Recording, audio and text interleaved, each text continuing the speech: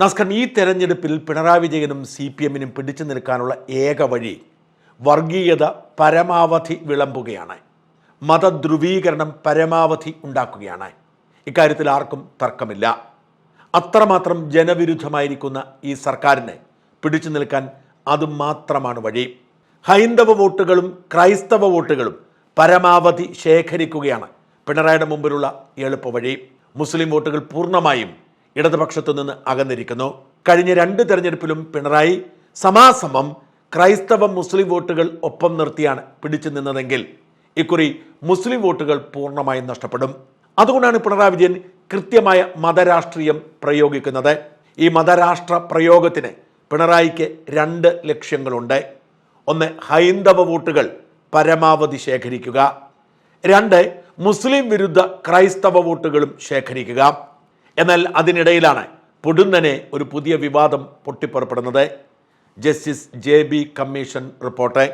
കേരളത്തിലെ ക്രൈസ്തവർ അവഗണിക്കപ്പെടുന്നു എന്ന ആശങ്ക രൂപപ്പെട്ടപ്പോൾ അതിന് പരിഹാരമുണ്ടാക്കാൻ വേണ്ടി പിണറായി വിജയൻ 2020 നിയമിച്ചതാണ് റിട്ടയേർഡ് ഹൈക്കോടതി ജഡ്ജി ജസ്റ്റിസ് JB കോശിയെ ക്രൈസ്തവരുടെ പ്രശ്നങ്ങൾ പരിഹരിക്കാൻ. ജസ്റ്റിസ് JB കോശി 2023 റിപ്പോർട്ട് സമർപ്പിച്ചു. എന്നാൽ ആ റിപ്പോർട്ട് ഇതുവരെ വെളിച്ചം കണ്ടിട്ടില്ല. ആ റിപ്പോർട്ടിലെ ശുപാർശകൾ എന്തെന്ന് മാധ്യമങ്ങൾ എഴുതാറുണ്ടെങ്കിലും ആ റിപ്പോർട്ട് ഔദ്യോഗികമായി ഇതുവരെ പുറത്തുവിട്ടിട്ടില്ല. തെരഞ്ഞെടുപ്പായപ്പോൾ ക്രൈസ്തവ സഭകൾ സർക്കാരിനോട് പറയുന്നു, ആ റിപ്പോർട്ട് പുറത്തുവിടൂ, നിങ്ങൾ എന്തിനാണ് ഭയക്കുന്നതെന്ന്. എന്നാൽ സർക്കാർ പറയുന്നു, ആ റിപ്പോർട്ടിലെ 284 ശുപാർശകളും 45 ഉപശുപാർശകളും ഇതിനോടകം നടപ്പിലാക്കി കഴിഞ്ഞെന്ന്. കഴിഞ്ഞ ദിവസം പിണറായി വിജയൻ പത്രസമ്മേളനത്തിൽ ഇത് ആവർത്തിച്ചു. കമ്മീഷൻ റിപ്പോർട്ടിലെ ശുപാർശകൾ നടപ്പിലാക്കുന്നതുമായി ബന്ധപ്പെട്ട് തെറ്റിദ്ധാരണാജനകമായ വാർത്തകൾ പുറത്തു വരുന്നുണ്ട്. റിപ്പോർട്ടിലെ ശുപാർശകൾ നടപ്പിലാക്കിയതിലെ പുരോഗതി ചർച്ച ചെയ്യാൻ കഴിഞ്ഞ ദിവസം യോഗം ചേർന്നിരുന്നു. കമ്മീഷൻ സമർപ്പിച്ച 284 ശുപാർശകൾ, 45 ഉപശുപാർശകൾ, ഇവയാണ് സംസ്ഥാന സർക്കാർ പരിഗണിച്ചത്. ഇതിൽ സർക്കാരിൻ്റെ 17 വകുപ്പുകൾ പൂർണ്ണമായി ശുപാർശ നടപ്പിലാക്കി. ഈ 284 ശുപാർശകളും 45 ഉപശുപാർശകളും, അവയിൽ 220 ശുപാർശകളിലും ഉപശുപാർശകളിലും നടപടികൾ പൂർത്തിയാക്കി കഴിഞ്ഞിട്ടുണ്ട്. 7 ശുപാർശകൾ മന്ത്രിസഭയുടെ പരിഗണനയ്ക്കായി സമർപ്പിക്കുന്നതിന് അതത് വകുപ്പുകൾ നടപടി സ്വീകരിച്ചു വരികയാണ്. എന്നാൽ ഇത് പച്ചക്കള്ളമാണെന്ന് ക്രൈസ്തവ സഭാധ്യക്ഷന്മാർ ഒരേ മനസ്സോടെ പറയുന്നു. BJPയുടെ വൈസ് പ്രസിഡന്റായ ഷോൺ ജോർജ് ചോദിക്കുന്നു, ഇതെന്താണ് ഇത്ര രഹസ്യമാക്കി വെക്കാൻ, പോക്സോ കേസിലെ FIR ആണോന്ന്. അങ്ങനെ ക്രൈസ്തവ സഭകൾ ഈ വിഷയം മൂപ്പിച്ചതോടെ CPIM വെട്ടിലായിരിക്കുന്നു. ദീപിക കടുത്ത ഭാഷയിലാണ് കഴിഞ്ഞ ദിവസം സർക്കാരിന്റെ ഈ തലതിരിഞ്ഞ നിലപാടിനെതിരെ എഡിറ്റോറിയൽ എഴുതിയത്. വാസ്തവത്തിൽ ഇപ്പോഴത്തെ സാമൂഹിക സാഹചര്യത്തിൽ തൊട്ടാൽ പൊള്ളുന്ന പല നിർദ്ദേശങ്ങളും JB കമ്മീഷൻ റിപ്പോർട്ടിലുണ്ട്. സംസ്ഥാന സർക്കാർ സർവീസിൽ ക്രൈസ്തവരുടെ നിയമനത്തെ ഓഡിറ്റ് ചെയ്യുകയും അവിടെ നിയമനക്കുറവുണ്ടെങ്കിൽ അത് നികത്താൻ പ്രത്യേക റിക്രൂട്ട്മെന്റ് നടത്തുകയും ചെയ്യണം എന്ന് ഇത് ശുപാർശ ചെയ്യുന്നു. ക്രൈസ്തവർക്കെതിരെയുള്ള ആക്രമണങ്ങളും ക്രൈസ്തവ വിശ്വാസത്തെ അപമാനിക്കാനുള്ള നീക്കങ്ങളും ഗൗരവമായി എടുത്ത് പ്രത്യേക നിയമനിർമ്മാണത്തിലൂടെ കേസ് രജിസ്റ്റർ ചെയ്യാൻ സംവിധാനമുണ്ടാവണം. ക്രൈസ്തവ ന്യൂനപക്ഷങ്ങൾക്കും പരിവർത്തിത ക്രൈസ്തവർക്കും പ്രത്യേക റിക്രൂട്ട്മെന്റ് ക്യാമ്പയിൻ നടത്തണം. ന്യൂനപക്ഷങ്ങൾക്കുള്ള അവകാശങ്ങൾ തുല്യമായി ക്രൈസ്തവർക്ക് ലഭിക്കണം. സ്വാശ്രയ വിദ്യാഭ്യാസ സ്ഥാപനങ്ങളിൽ സർക്കാരിന് കൊടുക്കുന്ന 50% മെറിറ്റിൽ നിന്നും 20% അതാത് കമ്മ്യൂണിറ്റികൾക്ക് വിട്ടുകൊടുക്കണം. സൺഡേ സ്കൂൾ അധ്യാപകർക്ക് ക്ഷേമനിധി ഏർപ്പെടുത്തണം. പിന്നോക്ക വിഭാഗ സംവരണത്തിൽ ഉൾപ്പെട്ട ക്രൈസ്തവർക്ക് ഇപ്പോൾ കൊടുക്കുന്ന 4% സംവരണം 6% ആക്കണം.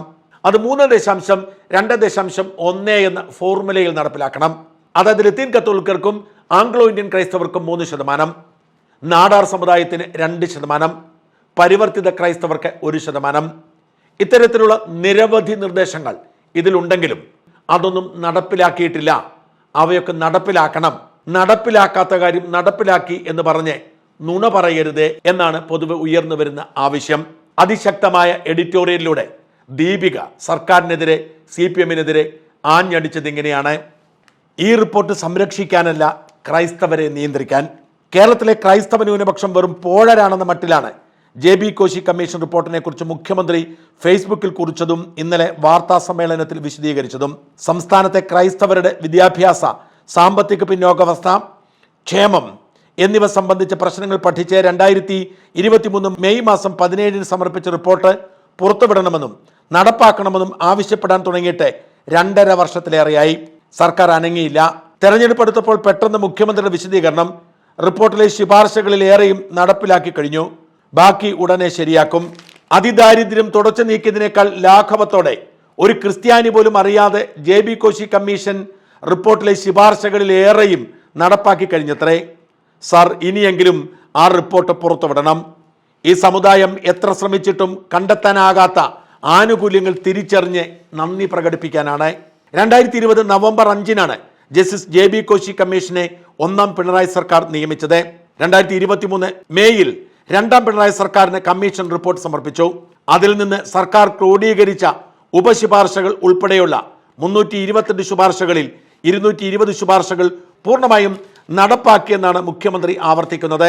ബാക്കിയുള്ള ശുപാർശകൾ ഉടനടി പൂർത്തീകരിക്കാനുള്ള നടപടികൾ സ്വീകരിക്കുന്നുവെന്നും ഇത് സംബന്ധിച്ച് ആശയക്കുഴപ്പം തീർക്കാൻ ഫെബ്രുവരി 6-ന് ബന്ധപ്പെട്ട സംഘടനാ ഭാരവാഹികളുടെ യോഗം ചേരുമെന്ന് മുഖ്യമന്ത്രി ഇന്നലെ വാർത്താ സമ്മേളനത്തിലും പറഞ്ഞു.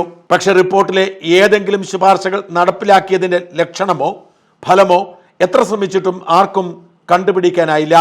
ഏതൊക്കെ ശുപാർശകൾ എപ്പോൾ എവിടെ എങ്ങനെ നടപ്പാക്കി എന്നറിയാനുള്ള അവകാശം ക്രൈസ്തവ സമൂഹം കൈവിടിയില്ല. 4,87,000 പരാതികളും വിവിധ ക്രൈസ്തവ സഭകളും സംഘടനകളും സമർപ്പിച്ച റിപ്പോർട്ടുകളും അപഗ്രഥിച്ച് തയ്യാറാക്കിയ റിപ്പോർട്ടും നിർദ്ദേശങ്ങളുമാണ് കമ്മീഷൻ സമർപ്പിച്ചത്. സർക്കാർ ഒരു നടപടിയും സ്വീകരിക്കാതെ വന്നതോടെ ക്രൈസ്തവർ പ്രതിഷേധിച്ചു. തുടർന്ന് 2023 ഡിസംബർ 27-ന് ന്യൂനപക്ഷ മന്ത്രി V. അബ്ദുറഹ്മാൻ റിപ്പോർട്ടിലെ നിർദ്ദേശങ്ങൾ ഉടൻ നടപ്പാക്കുമെന്ന് പ്രഖ്യാപിച്ചു. 2024 മാർച്ചിൽ ശുപാർശകൾ പരിശോധിച്ച് നിർദ്ദേശങ്ങൾ സമർപ്പിക്കാൻ ചീഫ് സെക്രട്ടറി അധ്യക്ഷനായും പൊതുഭരണ വകുപ്പ്, ന്യൂനപക്ഷ ക്ഷേമ വകുപ്പ് സെക്രട്ടറിമാർ അംഗങ്ങളുമായുള്ള 3-അംഗ സമിതിയെ നിയോഗിച്ചു. ഫിഷറീസ്, പൊതുവിദ്യാഭ്യാസം, ഉന്നത വിദ്യാഭ്യാസം, ന്യൂനപക്ഷ ക്ഷേമം എന്നീ വകുപ്പുകൾക്ക് മുൻഗണന നൽകി കുറഞ്ഞ സമയത്തിനുള്ളിൽ നടപ്പാക്കാൻ കഴിയുന്ന നിർദ്ദേശങ്ങൾ സമിതി 1 മാസത്തിനുള്ളിൽ മന്ത്രിസഭയുടെ പരിഗണനയ്ക്ക് നൽകുമെന്നും പറഞ്ഞു. 21 മാസത്തിനിടെ ഒന്നും സംഭവിച്ചില്ല. വീണ്ടും പ്രതിഷേധം ഉയർന്നതോടെയാണ് ശുപാർശകളിലേറെയും നടപ്പാക്കിയെന്ന അപ്രതീക്ഷിതമായ മറുപടി. ഒരു കമ്മീഷൻ റിപ്പോർട്ടിൽ ബന്ധപ്പെട്ട സമൂഹത്തെ ഇതുപോലെ ഇരുട്ടിൽ നിർത്തിയ ഉദാഹരണം രാജ്യത്ത് വേറെ അധികമില്ല. ശരിക്കും എന്താണ് പ്രശ്നം? സർക്കാർ ആരെയാണ് ഭയപ്പെടുന്നത്? ക്രൈസ്തവ ന്യൂനപക്ഷത്തിന് കൊടുത്തതും കൊടുക്കാനുള്ളതുമായ ക്ഷേമങ്ങളെക്കുറിച്ച് പറഞ്ഞാൽ ഈ സമൂഹത്തിൽ എന്തെങ്കിലും സംഘർഷമുണ്ടാകുമോ? അതോ നടപ്പാക്കിയെന്ന് പറഞ്ഞത് വെറുതെയാണോ? ശുപാർശകൾ നടപ്പാക്കിയെങ്കിൽ അത് അർഹരായവർക്ക് ലഭിച്ചോ എന്ന് പോലും അറിയാനാകാത്ത സ്ഥിതിയാണ്. ഒരു കാര്യം ഉറപ്പാണ്, നടപ്പാക്കിയെന്ന് പറയുന്ന 220 ശുപാർശകൾ കേരളത്തിലെ ക്രൈസ്തവ സമൂഹത്തിൽ ഒരു മാറ്റവും ഉണ്ടാക്കിയതായി ആർക്കും അറിയില്ല. സുപ്രീം കോടതി വിധിയുടെ പിന്തുണ ഉണ്ടായിട്ട് പോലും ഭിന്നശേഷി സംവരണത്തിന് മറപിടിച്ച് ക്രൈസ്തവ മാനേജ്മെന്റുകളിലെ അധ്യാപകരുടെ നിയമനം സ്ഥിരപ്പെടുത്താതെ ഈ സർക്കാർ നടത്തിയ ഒളിച്ചുകളിയും ചതിയും കേരളം കണ്ടതാണ്. 16,000 അധ്യാപകരുടെ ജീവിതമാണ് അനിശ്ചിതത്വത്തിലാക്കിയത്. യൂണിഫോം വിഷയത്തിൽ സ്കൂൾ മാനേജ്മെന്റുകളുടെ അവകാശത്തിൽ കടന്നുകയറി പ്രീണനത്തിന്റെ പേരിൽ വിദ്യാഭ്യാസ മന്ത്രി നടത്തിയ അനാവശ്യ പ്രതികരണങ്ങളും മറന്നിട്ടില്ല. സർക്കാരും തീവ്ര സംഘടനകളും സൃഷ്ടിച്ച പുകമറയിൽ നിന്നും രക്ഷിച്ചത് കോടതിയാണ്. JB കോശി കമ്മീഷൻ റിപ്പോർട്ട് പുറത്തുവിട്ടില്ലെങ്കിലും ക്രൈസ്തവ സമൂഹത്തോടുള്ള മനോഭാവം ഈ സർക്കാർ പുറത്തുവിട്ടിട്ടുണ്ട്. റിപ്പോർട്ട് പരസ്യമാക്കണം.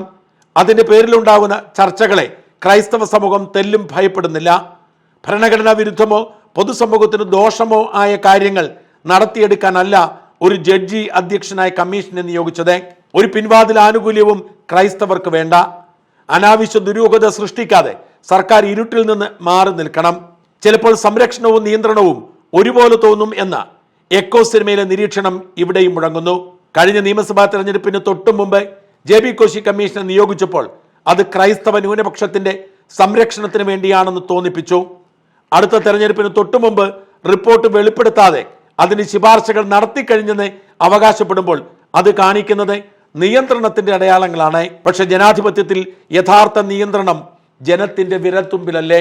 ഇടക്കാലത്ത് ദീപിക അതിശക്തമായി എഡിറ്റോറിയൽ എഴുതുമായിരുന്നെങ്കിലും ഒരു ചെറിയ ഇടവേളയ്ക്ക് ശേഷം ആദ്യമായാണ് ഇത്രയും ശക്തമായ എഡിറ്റോറിയൽ എഴുതുന്നത്. അക്ഷരാർത്ഥത്തിൽ CPM വെട്ടിലായിരിക്കുന്നു. സഭയും സഭയുടെ മാധ്യമങ്ങളും BJPയും ഈ വിഷയം ഏറ്റുപിടിക്കുകയും ക്രൈസ്തവ ന്യൂനപക്ഷങ്ങളുടെ വിഷയം ഈ തെരഞ്ഞെടുപ്പിൽ പ്രധാന ചർച്ചാ വിഷയമാക്കുകയും ചെയ്യുമ്പോൾ ആരെയോ ഭയന്ന് പുറത്തുവിടാൻ ഭയക്കുന്ന ജസ്റ്റിസ് JB കമ്മീഷൻ റിപ്പോർട്ടിലെ വിശദാംശങ്ങൾ തേടി അലയുകയാണ് പൊതുസമൂഹം.